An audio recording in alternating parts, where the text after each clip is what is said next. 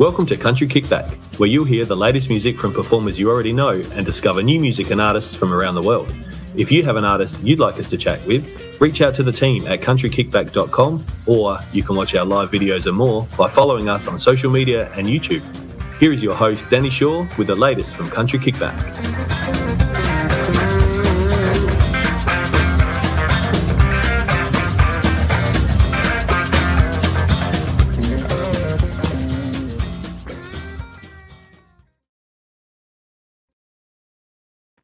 Hello, we're back again. What's everyone been up to today? Tell me where you've been and what you've been up to. Hi Susan, hi Patrick, hi Wendy. I can see a few of you popping in now, so let us know where you're watching from and who you're listening to at the moment. I remember last night was a bit of a hard one for you guys to hear. We had a few issues with the internet and the weather, but don't worry, we're going to have both of them back on very soon, so we'll be able to catch on what you did miss in the next show. As I said last night, I'm doing an order of merch tomorrow. So I've got hats and t-shirts. So if anybody does want one, whether it be the black hat or the cream hat, send me a message and I can add it to the order before I place it tomorrow. So either on our email or through messages, that's fine. Just shoot it across.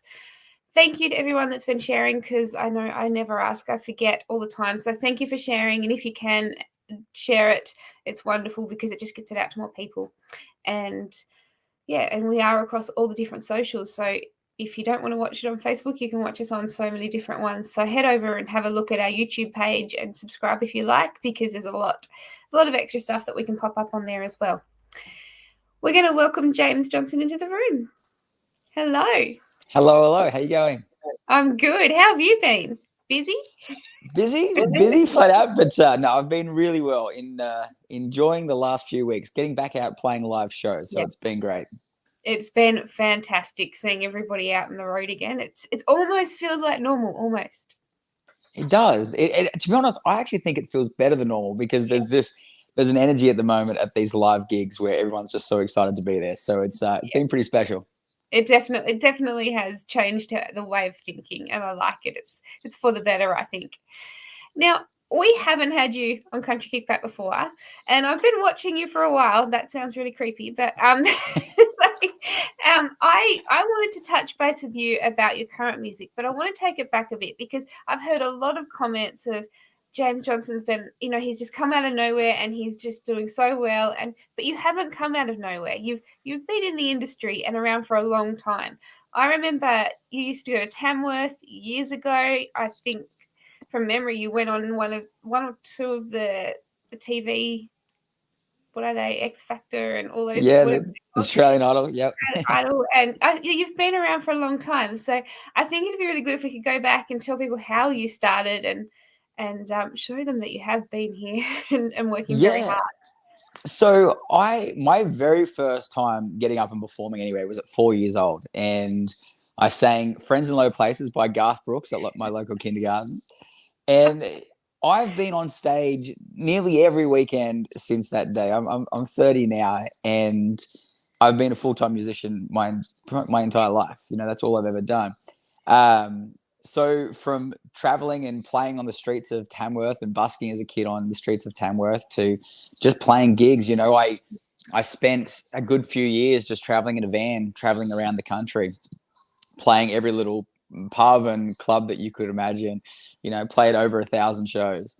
I often talk about my first single being Raised Like That. And I truly feel like it was my first step out, really being sharing my music. I said I've been a musician for such a long time, and I've been out there grinding and playing cover gigs and playing in all different types of bands and country bands and rock bands and all sorts of things. But truly, Raised Like That was the first time that I stepped out and said, this is who I am. This is the music that I'm sharing. This is my story. And that's why, it did seem like it kind of came out of nowhere, but I certainly I've played many shows and have certainly cut my teeth over the years. And you can definitely see that in your performances and in your music. I think you can see that you've got that experience and you're putting it into what you're delivering now, which is what makes it such a great show, I think. Thank you.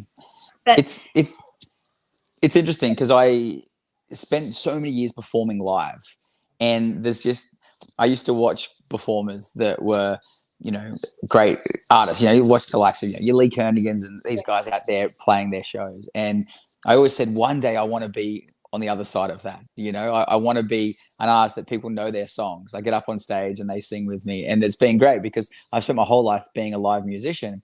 But now it's just something totally different to go up on stage and have a crowd singing one of your songs back to you. Yeah. There's just nothing better than that. Yeah, that would have to be the biggest, most amazing feeling, hearing your words coming back at you, not just words of songs that you're covering. So as you said, you've been doing this for so long. Why have you chose now or recently to start releasing your music and going out in the world like you have? Has there been is it you just finally felt ready, or what was your reasoning?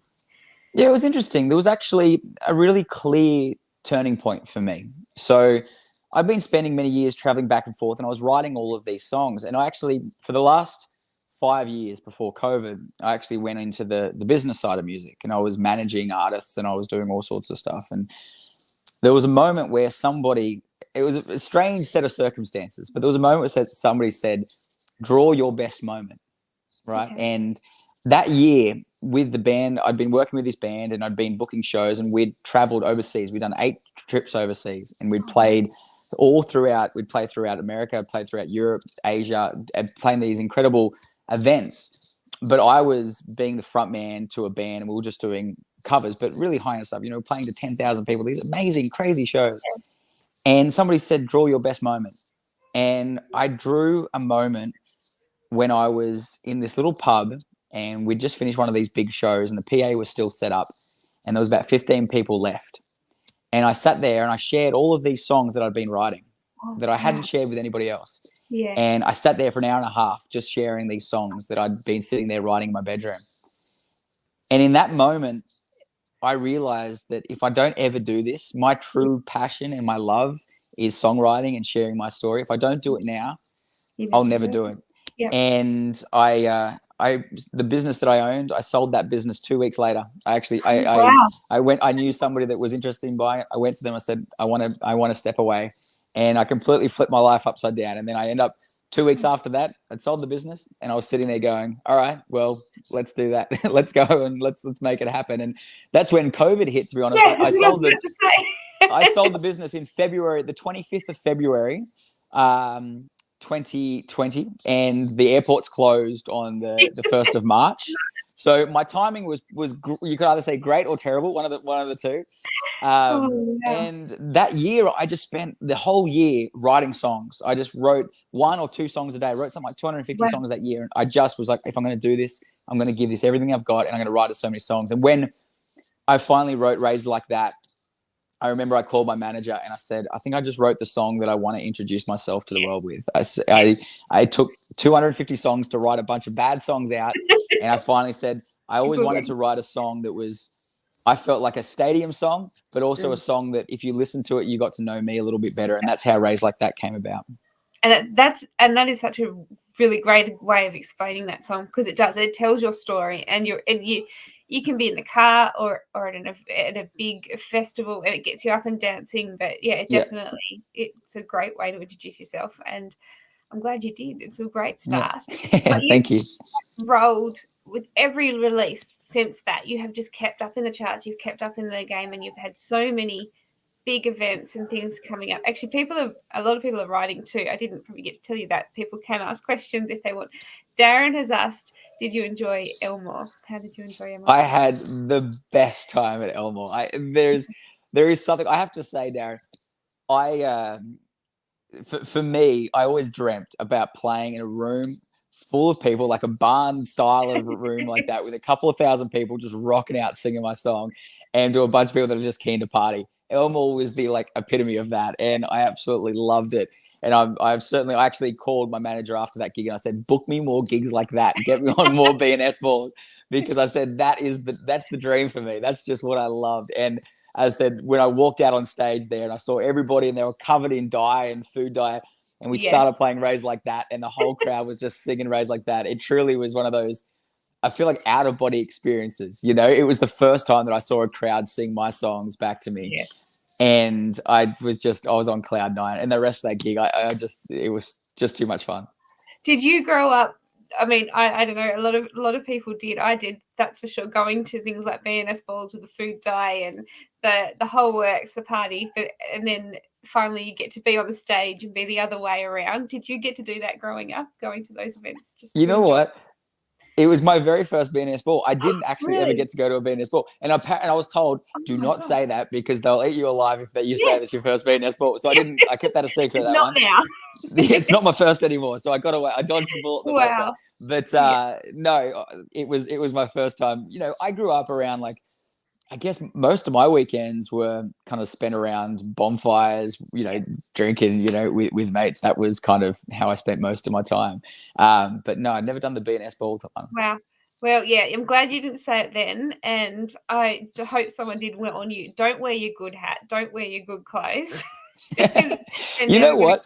I don't know how I managed to do this, but I didn't get a drop of dye on me. And I didn't avoid the crowd. I was there in the front row. I went down right to the front in front of me, and I didn't get a single drop on me.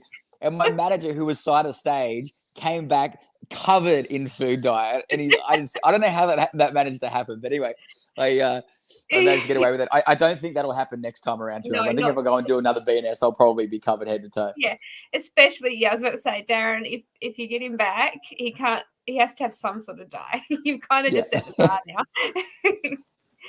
So yeah, there's lots of people popping in and saying hi. Thank you, everybody. Let us know where you're watching from. And have you heard James's current single, Country Boys? Now, Country Boys, is this one that you wrote when you were off in COVID, or is this one that you had before all of this? No, I wrote that after. That was written after Raised Like That. And I just wanted to kind of continue sharing that story. You know, I feel like because I'm still new to the industry, I still feel like I'm introducing myself, right? Yeah. And I want people to get to know who I am. And Country Boys is an extension of that. It's how I used to spend my weekends. You know, I grew up, I always felt there was kind of two camps. There was either my sister was into horses and I was into dirt bikes. So every weekend it was go out with my mates out in the bush on dirt bikes. And, you know, you'd come back on a Saturday night, you'd go around the bonfire. And then, you know, if you've got time on the Sunday, we had a creek at the back of our property and you'd go swimming in the creek. We had a rope swing down there. And that was the way that I spent my weekends. And I wanted to share that story. I know that's my story. I know that's a lot of other people's story as well. Yeah. So I truly, you know, I still feel like I just want to kind of keep introducing myself and kind of telling people who I am. I think that's a fairly big part of why you have, you know, you've started releasing your own music and why people have grabbed hold of you and just wanted you to play at all the gigs that you can, because you're telling a story, you're telling it in a fun way, but it's a story that a lot of us can relate to in Australia. It's something that we've all done something similar growing up somewhere in the country, and it's a great way to reach out to people because they feel that too. It's their anthem as well. Great. I'm happy to hear that. Now you have got quite a few shows coming up. You're heading out on tour in Queensland. When do you start? Are you sort of in the part? Are you already started on that leg of tour shows that you've got, or are they sort of a little bit away? Yeah, so it's funny. It isn't really a set tour so much. So I've just kind of been booking festival after festival. It's been great because we're pretty much every weekend I'm out somewhere. So I'm heading off to Nebo next Friday, and then we're at the PBR in Brisbane, which is just an amazing event. It's going to be so much fun. I think there's about 5,000 people, and actually the day after I released Raised Like That, I got to play the PBR in Brisbane last year. So it's kind of a full circle moment then. And then we're heading down to Port Macquarie, Beach and Boots in New South Wales there. Yes. And where else we got? We've got Gympie coming up, CMC Rocks, which is just, I am so excited for CMC Rocks. That's just it's a little bit of a dream gig for me. I remember I sat there and I've been a few years just as a punter, just sitting there watching, you know, and I always just used to sit back right at the back of the crowd and just observe. And I said, one day I'm going to be up there, and one day I'm going to put my show on there. And when I got the call, when the organisers of CMC actually called up and said, you know, they want to have me on the lineup, I literally was just dancing around the living room. It was probably still one of the highlights of my career so far.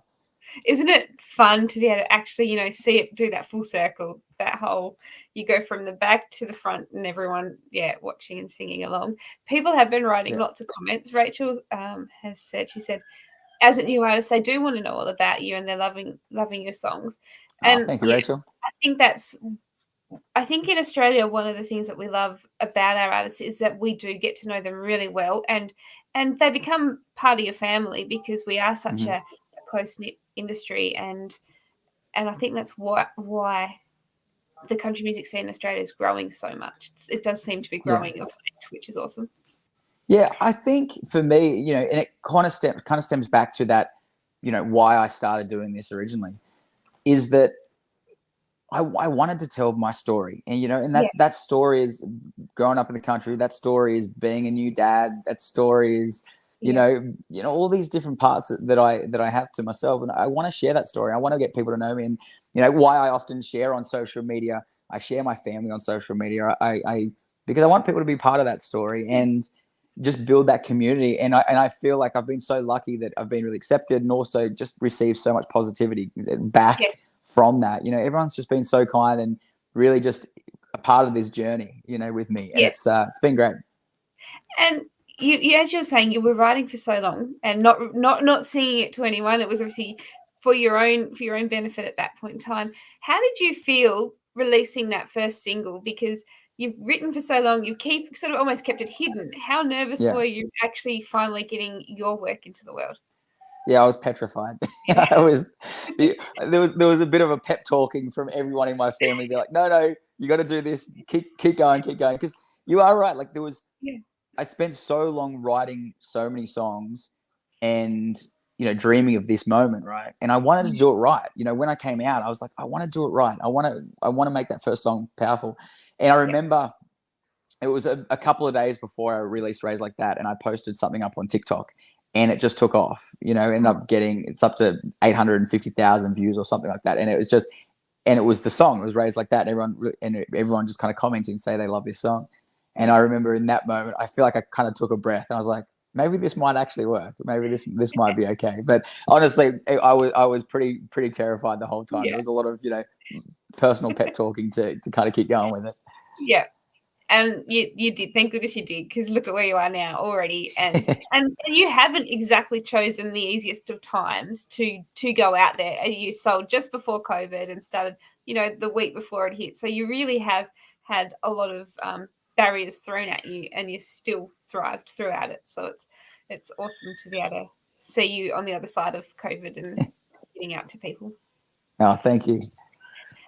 Now, where is the best place for us to follow you? Where is the best place to keep up with your gigs, your merchandise, upcoming singles? Yeah, so upcoming singles, I would say any of the social media platforms. So I'm on TikTok, Facebook, Instagram, and I'm a bit relentless. So you'll see me most days popping up there. So that's at James Johnston Music, and then you can also find me on my website, which is all my tour dates and all my merch links, and that's jamesjohnston.com. Wonderful. So we'll pop that in the comments later on. But if you haven't already started following James on all the socials, you need to, at the end of the show, head over there and subscribe or follow, whichever you're on, because I think you've got a lot more. It sounds like you've got a lot more music ready to come out and hit us all. You've been writing so many songs in the last few years. Yeah, there's a lot more songs still to come for sure. Are you looking at an album in the near future? Yeah, absolutely. I'm going to be putting out a few more singles before I drop an album, but absolutely. Yeah. And there's a few of the songs that are recorded that I don't think it will be singles. They're already sitting there. And I'm just waiting for the right time to put them out. Excellent. Cannot wait. Now, we were talking earlier about, it's not really a tour, but it is a tour because you've got so many dates. Yeah. And we were talking earlier about places that you might be going in the future. Is there anywhere that's on that bucket list that you haven't ticked off just yet? Oh, there's too many to list. I want to get out and play everywhere. And Tassie, I want to get down to Tassie. Let's be honest. 100%. Have you been before? I have when I was younger, and I remember I just loved it. And I did a gig with the Wolf Brothers a few weekends ago, and we were talking about getting down to Tassie. And I said, and they were just, they'll tell me that they'll just tell me, you got to get down there. It's amazing. Yeah. So I very much on the bucket list to head to Tassie. Yep. Well, anyone that wants to do a show down here better sing out because we've got plenty. As Jeremy said, do a show with the Wolf Brothers. There's a dog in the background. I can hear my cat. Do you have a dog there as well? I do. It could be. I'm also like having a dinner party here with a bunch of my friends that are all around and doing a big cook up. So it could be my wife having a laugh in the background. She's pretty loud. Let's be honest. So. And you're doing all of this with a new baby? Yeah, she's going to kill me for saying, by the way. I just realized that I said that after said that there might be a dog in the background. I'm going to get, if she watches back this, I'm going to get my ass handed to me. I actually thought when you said that was brave. Oh, yeah, no. Maybe you may not have another single. That was a slip up. I'm not that brave of a man, let's be honest. Yeah, so on the road, how do you guys do it? Because it isn't a one-man team. You've got a baby, you've got 2 little kids, you've got a family. It takes such a team to be able to allow you to get out on the road. But how do you guys juggle? So it must be so hard at times. It is, but it's one of those things. I actually spoke to somebody about this the other day, and I made a really conscious decision when I first started this that I want to bring my family on the road with me, because I was lucky. When I grew up, my dad sold tractors for a living, right? That's what we do. He owned a local tractor dealership. And one thing that I felt very lucky is that he always just brought me along for the ride. You know, we'd jump in the front of that Land Cruiser and we would head out to the farms, and we'd kind of cross all the different farms around the region. But he'd always bring me from a very young age. And I thought that was just such a foundational part to the person that I am now, and even my musical influences. We'd sit in that front of that car listening to Johnny Cash and Willie Nelson and all these great artists, right?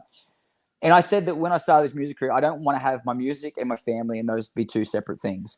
And that comes with struggle, and sometimes that it costs more to have the family and all these different things. But the truth is that I absolutely love it. And I'm lucky I've got an incredible partner, my wife, Talia Rose. You know, she's a bit of a superwoman. She looks after the kids a lot and really allows me to do my thing. But you just make it work. You know, it's like anything. It's being a new dad. It comes with all these new challenges, but you make it work. And the alternative is not to have my family there. And I don't want that alternative. So. And I think if you look back especially in Australian music and all the greats, majority of them had their family, their team behind them and supporting them. It's not something that you can easily do as one person, and with the backing of a family and on the road with that company and the encouragement. I think it's how the Australian industry works the best. Absolutely, and I pick and choose. You know, maybe the B&S balls is the ones that I won't bring the family to. I'll just do those ones myself. But no, it's actually, you know, it is good, and there's something grounding about walking off stage. You know, for instance, walking off stage at Berry in front of how many, 10,000 people or something crazy, and going backstage and going and changing a nappy. There is something very grounding about that experience, and I think it just kind of keeps your feet on the ground, which is good. That's the best part. It's part of being human, isn't it? Well, thank you so much for your time. I know you've interrupted your dinner party, and it was my fault. We had to change the days on you, so I'm very sorry. No worries. It's been great. Thank you so much for joining us. And again, we'll hope to have you back very soon with your next single, and we'll pop your socials up. But if you haven't already followed James, head over there and do it. And if you haven't heard the new single, go and have a listen when we're finished here, because it is great. Country Boys. Thanks so much for having me on. Really appreciate it.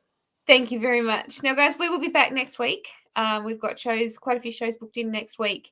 And the week after, we've got loads of shows coming for you. But I did pop up in the thing. We do have Snapchat now with the Buy Me a Coffee. If you want to start doing some of the back behind the scenes stuff with us, we're building that up. So if you want to join us on Snapchat, you can head over to the Buy Me a Coffee and you can become part of that group. There's building up quite nicely at the moment. We're having lots of fun.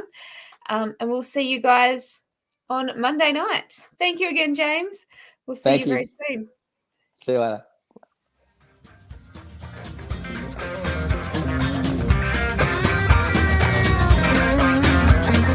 Thank you for listening. We hope you've enjoyed today's program. See you next time with the latest with Country Kickback.